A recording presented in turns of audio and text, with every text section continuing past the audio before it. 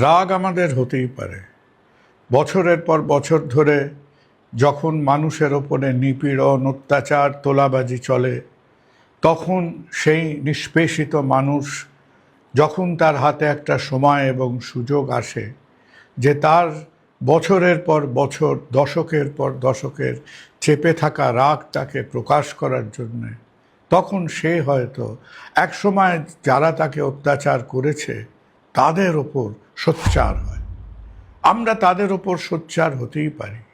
বিশেষ করে আমাদের শহরে, আমাদের রাজ্যে গত প্রায় ১.৫-২ দশক ধরে যে ব্যবস্থাটা চলেছিল, এই যে মানুষের ওপরে আমরা একটা সংক্রমণ চলেছিল তোলাবাজি করার, একটা সংক্রমণ চলেছিল ওই ফুটপাতের ফলওয়ালা থেকে মোটামুটি শিল্পপতিরা কেউই তার হাত থেকে ছাড় পাননি।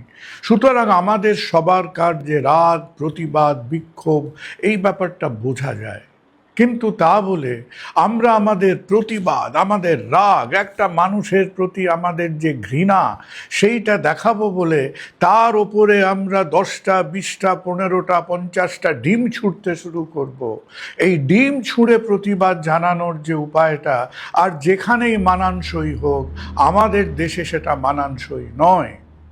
একটা মানুষের গায়ে ডিম ছুঁড়লে একটা বিচ্ছিরি চেহারা হয়, হলদে দাগ হয়, পুরো মাথার থেকে সেই ডিমের সাদা পোর্শনটা টপ টপ করে পড়ে। হয়তো আমাদের মধ্যে কিছুটা আমাদের রাগ তাতে হয়তো ক্ষণিকের জ্বলে মিটতে পারে, কিন্তু মনে রাখবেন, আমার দেশের বহু বহু পরিবার ওই একটা ডিম দিনে কিনে খেতে পারে না। মনে রাখবেন যে আমাদের দেশে আজও আপনি যদি 15 বছরের ছেলে মেয়েদের দিকে চেয়ে দেখেন, সেই 14-15 বছরের ছেলে মেয়েদের দিকে একবার চেয়ে দেখুন, তাদের মধ্যে প্রায় মাথা পিছু 4 জনের মধ্যে 1 জনের বোধহয় আজও ম্যালনিউট্রিশন রয়েছে, অপুষ্টি রয়েছে। আজকে যে পরিবারটা মোটামুটি ধরুন কোনো মতে ওই 1000-1500 টাকা মাসে আয় করে চালায়, তাদের আমরা সচ্ছল বলি। কেউ কেউ তাদের আবার হয়তো মিডল ক্লাস বলে থাকেন। কিন্তু ওই ধরনের পরিবার যাদের খানিকটা রোজগারও আছে, তাদের পক্ষে আজকে দিনে 3টে ডিম কেনাও তাদের পক্ষে সম্ভব নয়।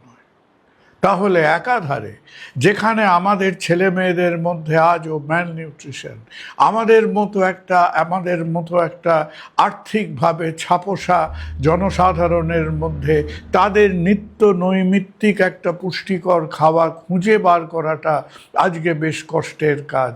সেই দেশ, সেই পরিস্থিতিতে আজকে রাগ দেখাবে বলে, একটা রাজনৈতিক উচ্ছ্বাস দেখাবে বলে, একটা রাজনৈতিক আক্রোশ দেখাবে বলে আজকে যে ডিমগুলো আপনি লোককে মারছেন, একটা ডিমের মধ্যে 7 গ্রাম 8 গ্রাম প্রোটিন আছে, সেই ডিমটা যদি আজকে একটা আমাদের আরবান স্লাম এরিয়ার, আমাদের নিম্নবিত্ত পরিবারের ছেলে মেয়েদের হাতে দিতেন, সেই ছেলে মেয়েটার হয়তো আগামী ভবিষ্যৎ জীবনে তারা অনেক লাভ হতো।